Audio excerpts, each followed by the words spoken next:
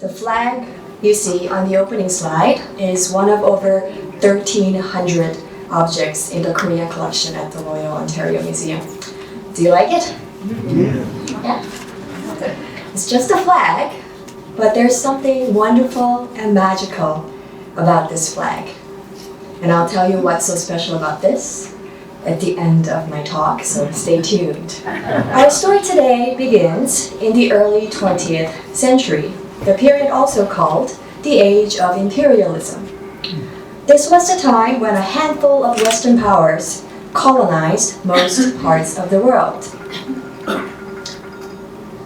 Among all non-Western powers, Japan became the first to successfully modernize following the Western model in a series of reforms called Meiji Restoration during the time of Emperor Meiji. So here you see on the slide the leaders of Meiji Japan. Look at their outfit.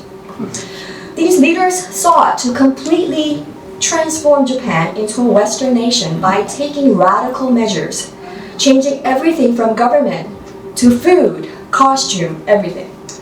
As you see in this painting of Meiji Emperor and court ladies in Western style outfit. Many leading intellectuals in Japan at the time, such as Fukuzawa Yukichi, so he was a former samurai, that's him later on. Many leading intellectuals in Japan believed that Japan needed to say goodbye to all the bad friends in Asia and should join the West. And this is not my quote. Fukuzawa Yukichi, in fact, called bad friends of Asia. And become a Western power, even become England of Asia. But how? They believed to be like the British Empire, Japan had to colonize. So they started with colonization of islands nearby, such as the Ryukyu Islands. They moved on to colonize Taiwan after winning the First Sino-Japanese War. Japan regarded the natives of Taiwan as savages to be civilized. And they started massive sugar plantation business, as you see on the slide right there. After Taiwan, Japan turned its eyes towards Korea. Why Korea? It was close by, rich in resources. It was also a gateway to China.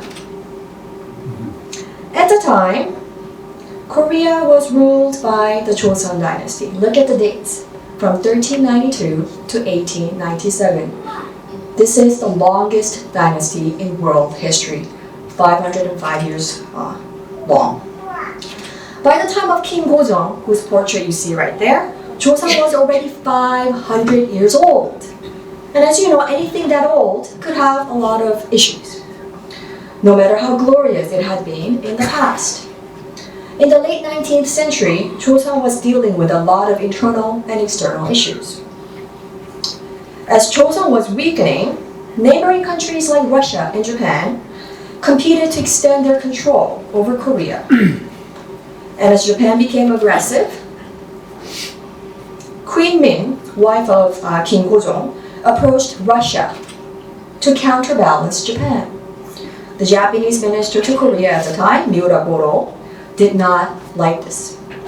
So he planned and carried out the assassination of Queen in 1895. A group of Japanese assassins enter the palace at night, slay the queen along with about 40 eunuchs and maids, put gasoline on the queen's body, and burnt it. On the bottom slide, you see the state funeral of the queen. In desperation, King Gojong declared the founding of the Korean Empire. But Japan forced him to, at gunpoint, to sign the Protectorate Treaty in 1905, which you see right there. But Gojong tried to seek help from countries like the USA. So when American First Lady Alice Roosevelt visited Korea in 1905, Emperor Gojong gave her a personal letter to deliver to President Roosevelt, who showed no interest in helping Korea out. 2 years after that, there was the World Peace Conference in The Hague. Once again, Emperor Gojong dispatched 3 Korean representatives to report and denounce the acts of aggression by Japan. Japan did not like this, and by the way, these representatives were barred from entering the conference because Japan didn't want them to attend the meeting. So after this incident, Japan forced the abdication of Emperor Gojong and replaced him with his second son, Emperor Sunjong, and coerced him to sign a new convention that would give away actual political power to Japan. Japan forced the Korean army to disband and took away Korea's nominal sovereignty and turned it into a colony on August 29, 1910. So notice the Japanese flags in front of the royal palace. How did the world respond? Do you think the world cared? 5 days before, August 29, 1910, there was a New York Times article that says, Korea as a nation to end this week. Its emperor agrees to a convention giving absolute control to Japan. No disturbance expected. And people have no idea that this is going to happen. How about in Canada? There was an article on the Globe before it became Globe and Mail, dated August 26, 1910. It is titled, Britain has no objection, which meant Canada also had no objection.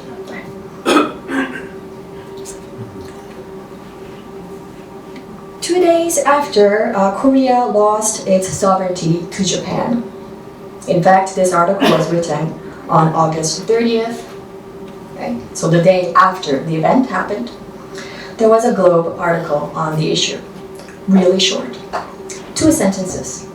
The deposed Emperor of Korea has conferred decorations upon Lieutenant General, Japan's Resident General of Korea, and other Japanese notables.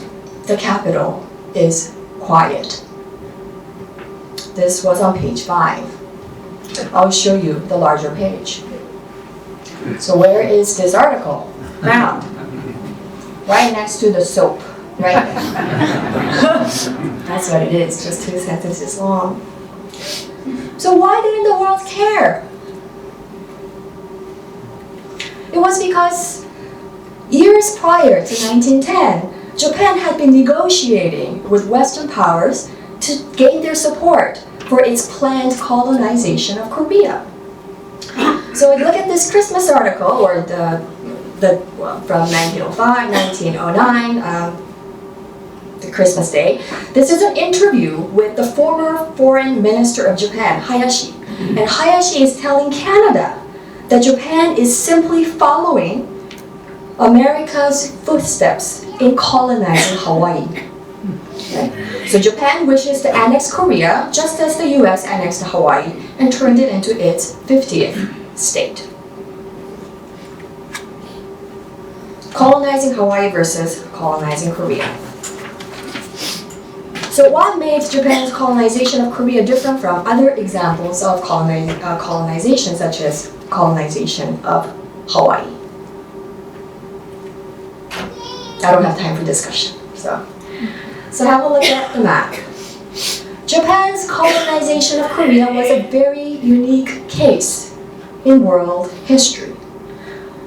Typically, colonization was explained as a process of civilized empires civilizing the uncivilized people elsewhere, often far, far away.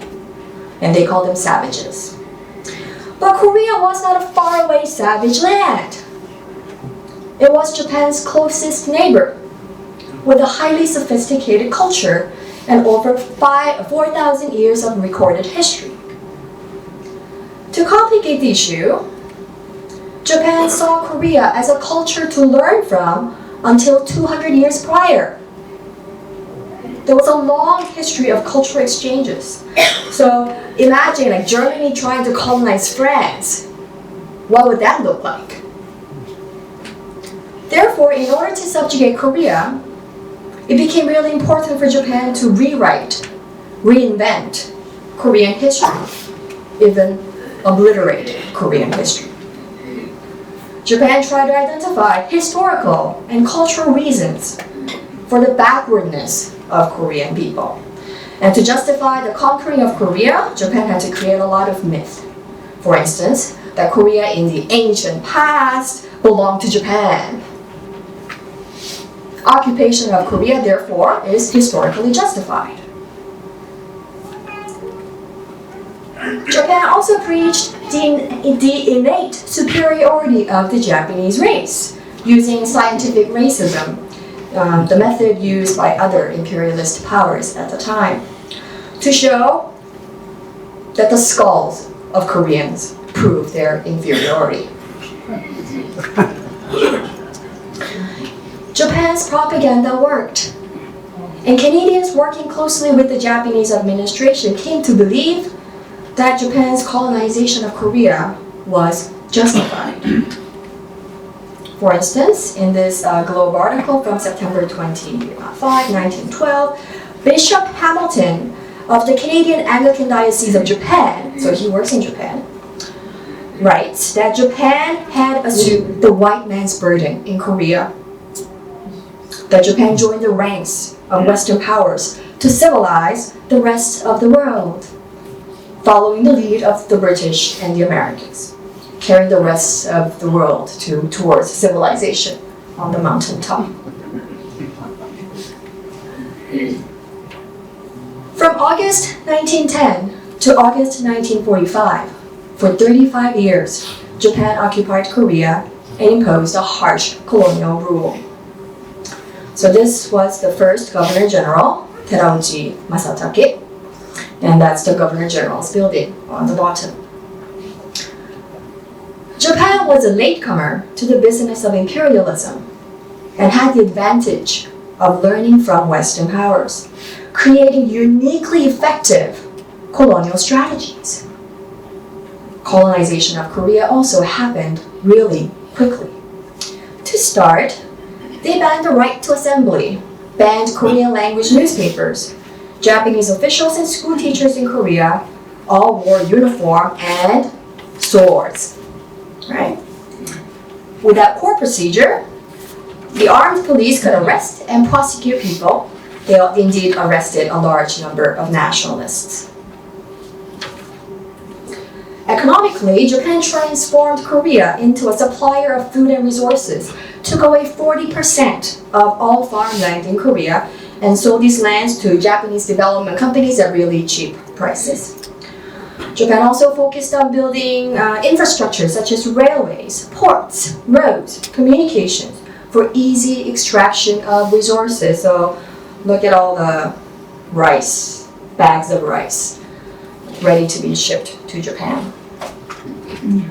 Landless farmers left Korea to find work. Many educated people went to the West and tried to gain foreign support to obtain independence.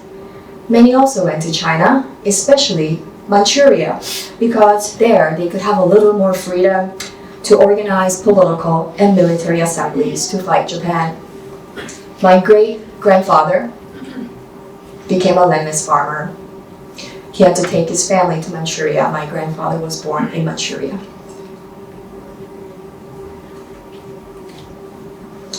Japan relied on force to ruthlessly subjugate any Korean resistance in total disregard for Korean traditions and interests. While all that was happening, there were Canadians living and working in Korea. The first Canadian missionary to step on Korean soil was James Gayle, graduate of the University of Toronto, arrived in Korea in 1888. It is said Gayle had the best knowledge of the Korean language. He was a linguist. He did more than just preach the gospel and made great contribution in Korean language education. He's the author of the very first Korean English dictionary published in 1911. He collaborated Korean linguists. Gayle praised the Korean script, Hangul, as a matter of pride for the entire world. He translated Korean literature, folk tales, 17th century novel, The Cloud Dream of the Nine, into English. Because he said the world should thank the Koreans for their literature. Like Gayle, many missionaries had very close connection with Korean language education, offering Korean language classes at church. When Japan was banning Korean language in the regular schools that they were offering. So different from what the church was doing in Canada with all the residential schools. Salvation Army missionary Gerald Bonwick, he was involved in publication ministry. So they published a lot of stuff in Korean, such as the Salvation Army newspaper, but also with children's books. Not just with Christian content, but general knowledge, history, world literature, and so on and so on. Elda Struthers was a United Church minister from Hamilton. She went to Korea. There were many women missionaries too. She donated her photo diary, which you see, that's part of our collection. The photos show her early years in Korea. So one of the first things that she did when she arrived in Korea was to learn Korean. That's her Korean language teacher. So once she learned Korean, she taught at the girls' school. And that's the school where she taught it. There are also many medical missionaries, Canadian medical missionaries in Korea. The Severance Hospital in Seoul, which was the largest Western-style hospital in the country at the time, was headed by the Canadian doctor, Dr. Oliver Avison. He was the head director of the hospital. Dr. Avison left his job as a professor at the University of Toronto and devoted 43 years of his life laying the foundation of modern medical research and care in Korea. Many Canadian doctors and administrators joined the hospital because, the leading director was Canadian after all. The hospital also opened a medical school and they taught courses in Korean, not in Japanese or English, working closely with Koreans, supporting them. Then in January 1918, US President Woodrow Wilson delivered his famous 14-point speech before the US Congress, supposedly laying out a new direction for the US and the world, program for the peace of the world. Among the 14 points, point number 5 became really important. And this is what it said. A free, open-minded, and absolutely impartial adjustment of all colonial claims, based upon a strict observation of the principle that in determining all such questions of sovereignty, the interests of the populations concerned must have equal weight with the equitable claims of the government whose title is to be determined. Korean nationalists all over the world saw this as an opportunity. Maybe this time the US will help us. The US will support Korea's self-determination after 9 years of Japanese rule. So they sent their representatives to Paris Peace Conference. Again, these representatives could not get permission to attend the conference. Why? Because all representatives had to represent a government. They didn't have a government to represent. But of course, they're not going to just come home, so they made pamphlets in French, because it was in Paris. They met with journalists who came to report the event, and that's a picture that they took with the journalists. The day after the conference ended, there was sad news. Emperor Gojong died. The globe featured his death. One sentence or two.